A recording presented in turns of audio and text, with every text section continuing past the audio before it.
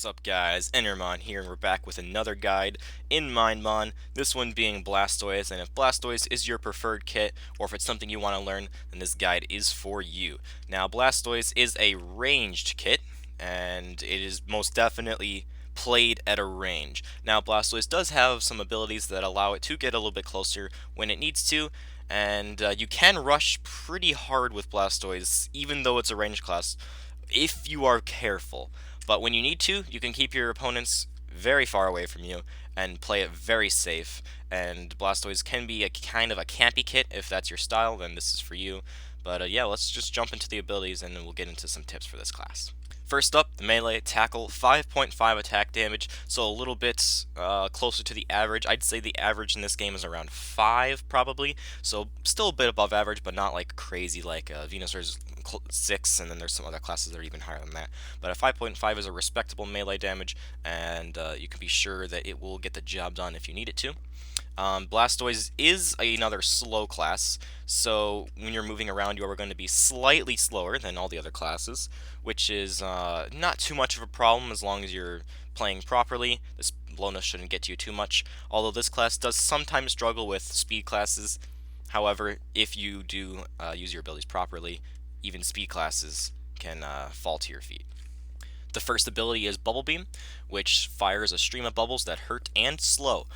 3 damage per bubble, slow time is 10 seconds, and the recharge time is only 3 seconds. So if you use Bubblebeam properly, your opponents will be constantly slowed down, which is very nice for a class that also has slowness, so you can bring them down to your level. This cripples speed classes pretty well, and as you can see, you can kind of space things out and do what you want. And if you're close, Bubblebeam will do massive damage. As it fires 5 bursts of bubbles, it will deal 15 damage. And we can spawn a little zombie here. As you can see, it pushes them back pretty good. Similar to Razor Leaf, but not really. It also gives them slowness, as I said. Let's see if we can run into one of our bullets here. I don't know if this one has self-harm or not. It's kind of hard to get hit by your own stuff. Alright, there we go. We got slowness for... How am I supposed to see slowness? Slowness 2. I think it's like 10. It's supposed to be 10 seconds. Yeah, 10 seconds. Slowness 2. So as you guys see, we're a lot slower now, and it cripples us, and that's pretty good. The next ability is Withdraw, and this lowers your speed, but increases your defense. Its ability lasts for 10 seconds, and its recharge is 25 seconds. So when you need to, if you're in a pinch, or if you're rushing in, you can pop off Withdraw, and although you'll get a lot slower, you will be able to have increased defense, which is resistance, which is really nice for when you're in tough situations. Now, it's important to realize that with Minecraft and all these classes that get slowness, you can jump around to negate a lot of that slowness effect. So, just a quick tip, make sure you're jumping around when you have slowness, because you'll go a lot faster than just running on the ground. Flash Cannon is its next move, which deals damage and weakens foes. 7 damage, it has a range of 10 blocks, gives weakness for 6 seconds, and takes 15 seconds to recharge. This is a very nice ability, especially for classes that rely on getting up close and personal and dealing melee damage, because you can just use Flash Cannon, and it will push them back a little bit, not too much, and give them weakness, which is really, really nice. And Flash Cannon is an ability that doesn't shoot a projectile, but instead is a beam, an invisible beam.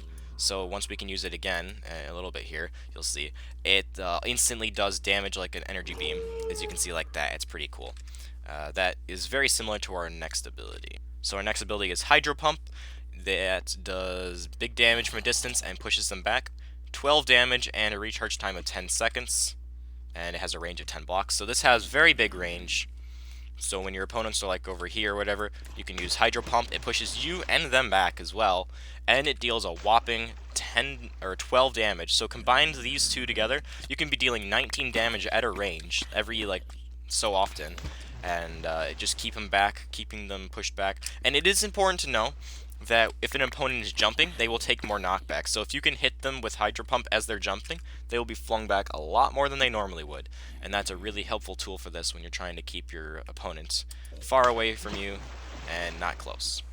Alright, now that we know all the abilities of Blastoise, let's go over some tips on how you can play it. So as another free kit, this is a class that beginners can pick up and try to play, and Blastoise is definitely good.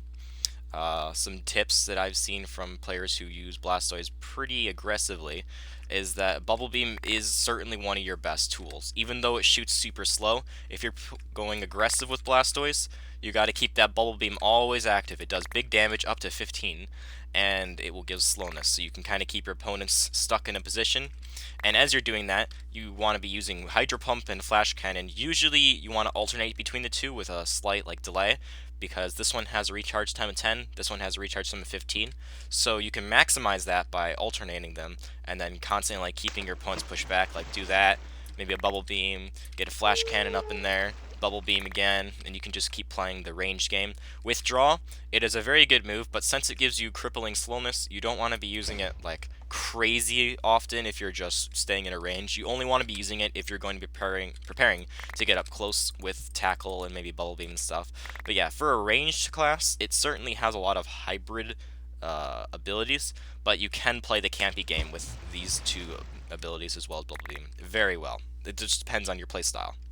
But yeah, that's going to wrap it up for the Blastoise guide. One last tip would probably be to just kind of remember how long each of your abilities recharge, because since there is no bar or whatever that shows how long your abilities need to recharge, just keep a mental note of, okay, this is 10 seconds, just try to remember that. This one's 15, so this one takes a little bit longer to recharge. And if you can remember those recharges, you can maximize Blastoise's abilities and get the win. But yeah, I hope you guys enjoyed this guide. If it helped you and you enjoyed, don't forget to drop that like. And if you aren't already, please do consider subscribing. There'll be more guides, more videos, and I will see you guys next time. Peace out.